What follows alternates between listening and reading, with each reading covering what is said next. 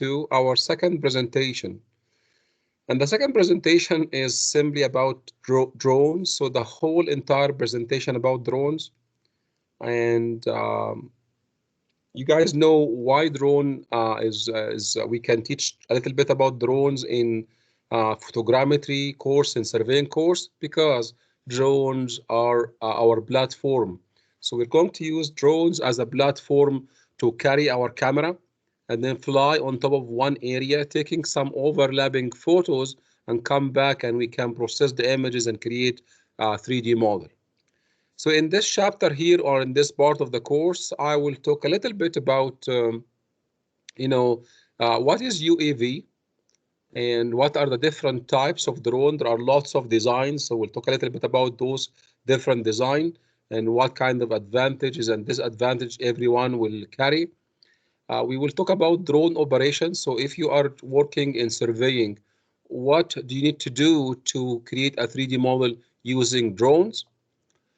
We will show you some samples of photogrammetry. You've already have seen some samples already, which is the mask. But I know that some of you will think about the mask as irrelevant to surveying class. So we'll show you some 3D model created by photogrammetry. And then we go to a very, very, very important topic, which is the safety and the privacy issues that drones may cause. And then finally, we talk about one of the most important topics, which is how to fly a drone legally in Canada.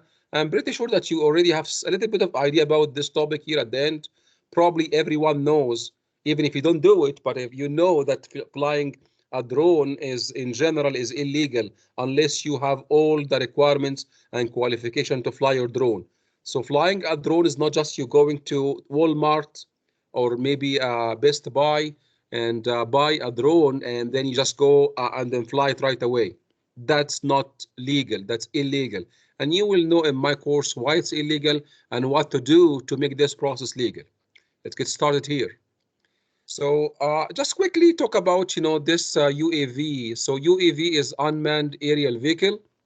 And there is some equivalent terminology also as commonly used as UAS, which is unmanned aircraft system.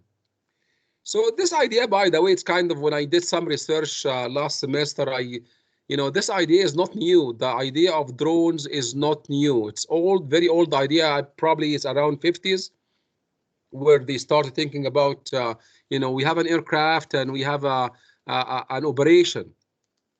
We want to do it with drones. And probably guys figure out why it has to be a drone, not human. Because simply it was designed originally to missions which is dull, dirty, and dangerous. You guys know I don't want to go into this discussion, but it's drones are used in some ugly operations. Killed millions of people because of those drones. I'm not saying million, but so many people they are killed by drones. Even I think Germany, I think they are not really they are not funding those military drones anymore. They stopped them. But anyway, let's go back to our surveying discussion. So let's go back to the surveying discussion. So really, the drone is something that flies with two options. Either we have a pilot and the pilot is not on board. The pilot maybe has a controller that remotely can control the drone, or the other option, which is very smart, the drone can simply does everything on its own. So simply it has an onboard computer, it has maybe a vision system, it has maybe cameras, just like self-driving cars. I'm pretty sure that all of you guys know what does it mean self-driving cars now. A car that drives itself. So same thing, same idea. Drones can do the same thing. Okay, now when it comes to drone applications, I'm not sure if you've seen some of them. I myself, like my Facebook, I use it for social and I also use it for scientific. So on the Facebook, there are so many groups for photogrammetry and for drones, and I'm member of those some of those pages. So when you are a member of those pages, you will get to know a lot through all the members of this team. So they share some new applications and some, maybe tests that they have done and some results. Okay. So when it comes to drone applications, the drone applications, it's getting rapidly changing every I would say every month. I don't know, every day. So the people are trying to find use for this amazing thing. Okay. It starts from aerial photography, which is not really a new. So aerial photography is something old. We use simply aircraft, and the aircraft, they were big and expensive to rent. And so what is the other option? Drones. So we can use drone to do aerial photography. Number one is for photogrammetry, and I can tell you number two is for real estate. It's very common right now. When you sell a house, you simply ask, or your real estate agent will simply hire a photographer to have a drone and fly around the property. It gives you amazing footage. It's very convincing, very sexy, I would say, for to sell a house. So that's one application. Even right now, they use it for deliveries. So even taxi. I hear that there is one company in United Arab Emirates. Before the pandemic, they start to and trying to get through the regulations on to make it as a taxi company. So a taxi that will take one or two person and then fly and drop them somewhere and so on. Okay. Drones are used widely in agriculture, because agriculture, we simply have to fly our drone. And if we install cameras on our drone, not really a normal camera, not really a normal camera like the one that takes like normal images. Basically, it's an infrared camera. Infrared camera, I'm not sure if any one of you guys heard about infrared camera. Probably heard about infrared, huh? Because for example, every remote control in your house uses infrared. Okay, so infrared is one of the electromagnetic wave, but it has a fantastic property of detecting the amount of moisture, okay, and the energy. So that's why people, they use it in agriculture, where they can fly the drone, and they know which exactly part of the field which is stressed, like is not watered. There are also some uses in policing and surveillance. That's very common. And then going back to our civil domain, infrastructure inspections and bridges, I have seen so many videos talking about using drones and doing inspections. So remember those towers, electrical towers, and those high bridges? It takes days, and it's very unsafe to bring someone to go and do and see if if the bolt is there, or there is a nut there, or maybe it's rusted, or do some inspection. It was very time consuming and labor consuming, intensive, and is not effective. So instead of using human, they use drone, fly the drone, come close to your object, take an image, and then another person will do the inspection. Okay. So that's why I look at my screen. My screen, I'm just trying to show you couple of applications which I use drone in our civil domain. Now, for the drone, I bet you that you've seen some of those pictures, like maybe you know about DJI. Anybody in the class know about DJI? Can you show your hands if you know about DJI? DJI. It's a monster company. It's a Chinese company. They have a big warehouse in the States. They manufacture all kind of drones. I think right now we have Mini 2. Anybody heard about Mini 2? I guess if on your Facebook, if you have a like a marketplace, you will see Mini 2 trying to sell Mini 2. Anybody knows what is Mini 2?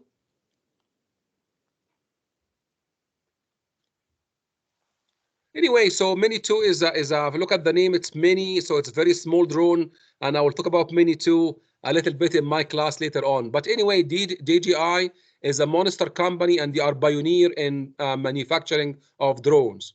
So here I'm trying to show you and classify for you what are the major categories of drones in terms of design.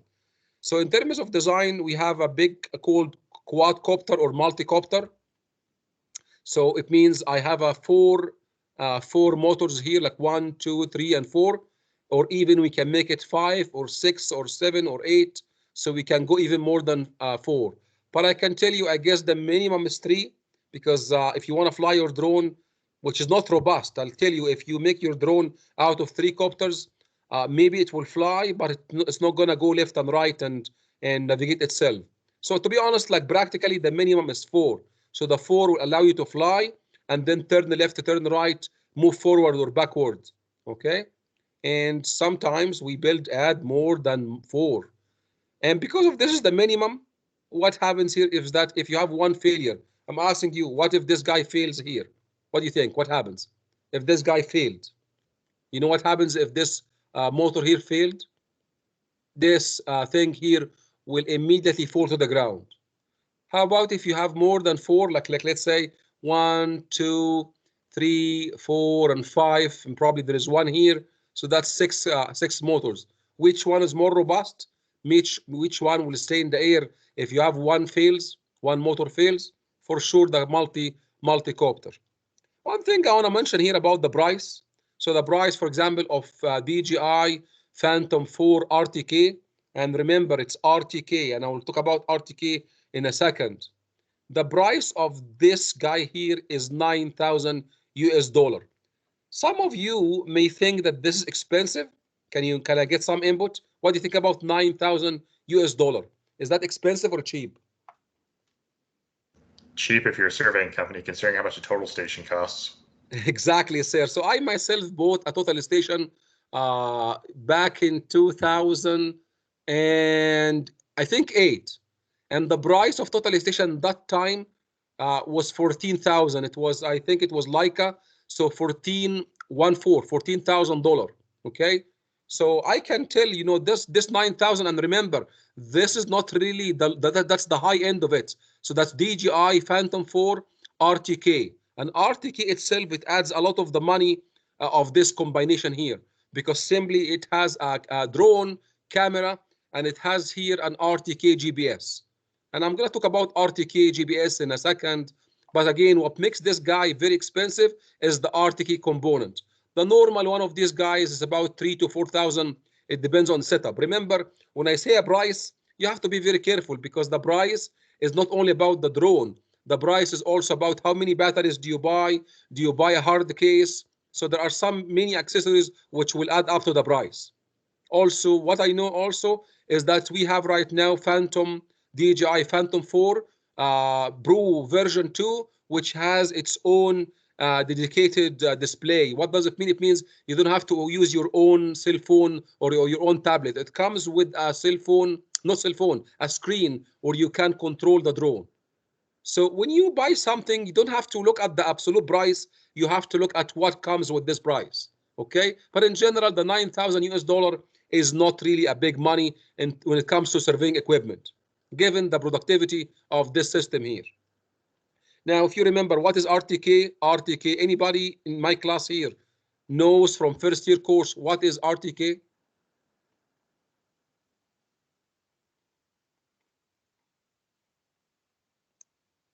Okay, probably, you know what? I am not gonna blame you. I'm not sure if your course was online course or you went to the class. And it's I know it's very difficult, very difficult. So RTK is real-time kinematic,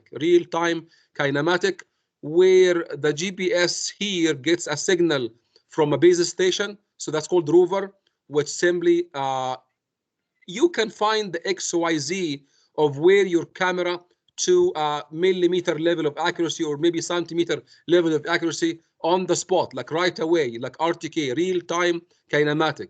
It's a very popular GPS technique, and it's very, very accurate, and you get your results immediately. And if you guys ask yourself, why do I need GPS on board of my drone? Any help? Anybody can smartly guess why is the hell I need GPS on top of a drone that carries a camera? You need to position where the photo's taken from. Thank you, sir. Amazing. Yes, true. So what happens here? You will see with me. I will show you some software, like a not software app on your cell phone. When you install, you can do a planning. It means here is my area, and I want to cover it. So the software will decide you need to take an image here, specifically here, and specifically there. Why is that? Because those two images, they will have some certain level of overlap. So since you know exactly where the image should be taken, then the GPS will drive your drone to the right location. Once you arrive, it will trigger the camera. It's okay, take an image here. So that's one use. But the other use I know is going to be difficult for you to get it. Okay. So the other use is simply it provides control point. So instead of you measuring control point on the ground to scale up and down your model, simply when you have an RTK GPS, the scale is there because you know exactly the distance between the camera, just like your eye. The distance between your eyes is kind of pre-programmed in your brain, and you can kind of estimate the distance. Okay, so that's exactly the same thing. You have a control point, but not on the ground. Control point on the camera itself. Okay. Anyway, so let's move on to and show you what good about this one here. So I found out also there are DJI has also not also it has so many products. By the way, DJI, if you look at the product line, they have so many drones. This one is among those drone, which is multi-copter, and it's called DJI M600 Pro. Again, I don't want you to look, at that price because maybe the price is just give you a kind of about a rough number, but the exact price depends on how many accessories you get. Now, when it comes to those guys, I can tell you those are affordable, not cheap, not expensive, and also can take off and land in built-up areas. And what does it mean, built-up areas? It means you have an area which has building around you. If you have some building around you, this is the best drone to go because they can simply go up and down vertically. Okay, they can go up and down vertically, just like a helicopter. Okay, just like helicopter. Now, what's bad about those? Simply the life of the battery is short. The life of the battery is short. And if you ask yourself why the life battery is short, because the way they are fly.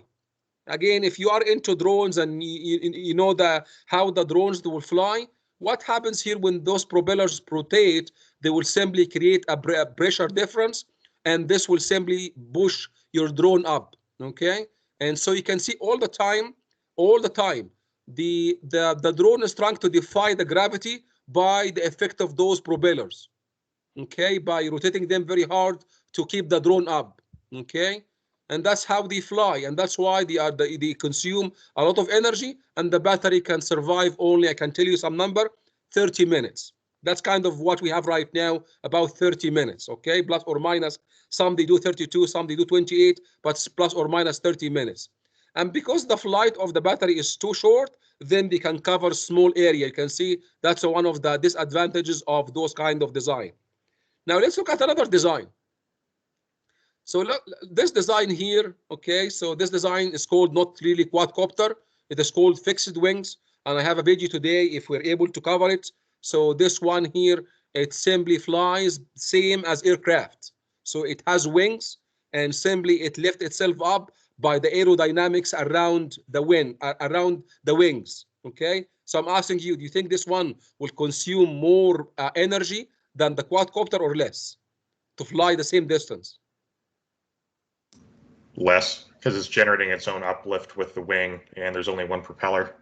Exactly. So what happens here? Yeah, you're true 100%. So I'll give you an example, something called the Trimble UX5, and the price is 12,000 US dollar that is used on eBay. So I tried to find, typically the company will not put the price on the internet unless you request a formal quote. So I found someone who was trying to sell this one on the eBay for 12,000 US dollar. Again, a lot more expensive, but you can see it's more expensive. It's long battery life, good for large area. But the problem is it needs an open area to fly. Look at the runway. When you try to fly an aircraft, you need a long runway, correct? So to fly, you need a long runway. That's why you cannot use this one in a built-up area. You have to fly it from kind of an open space.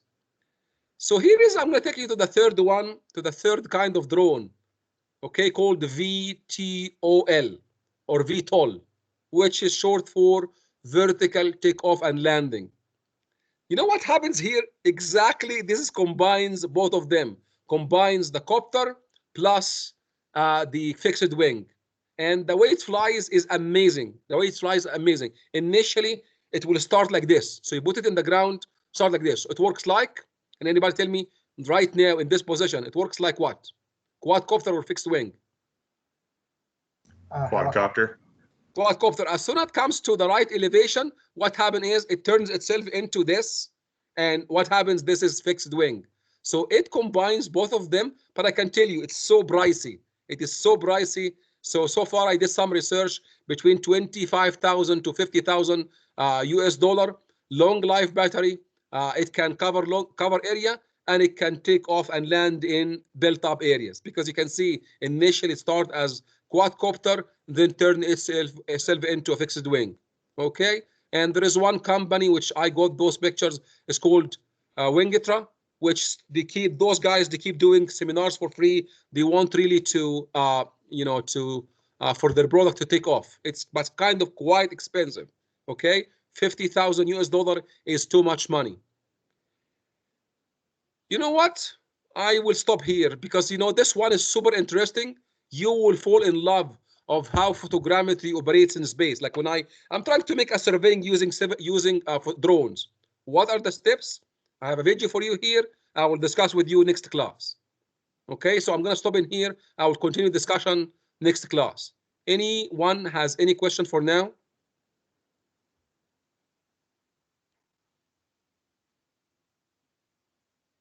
Are you guys enjoying? Yep. Okay, thank you so much. We'll see you guys on Friday. Thank you. Thanks, Tara. Thank you. Thanks.